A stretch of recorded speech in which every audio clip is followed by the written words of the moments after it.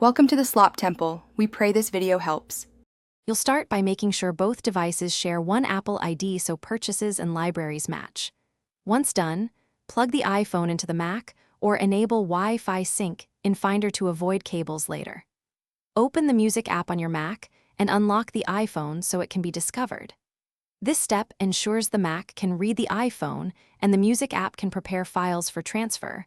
You're already in the right apps and connection mode to begin syncing. Now, in Finder, select your iPhone and switch to the Music tab so you control what moves. You choose playlists, artists, albums, or individual songs. Pick what you want and set whether to sync the entire library or only selected items. Make sure to toggle sync music onto iPhone and pick automatic sync if you prefer background updates.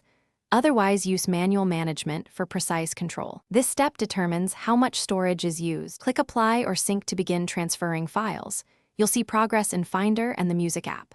Wait until it finishes. Interrupting can cause incomplete transfers. Then eject the iPhone safely before unplugging.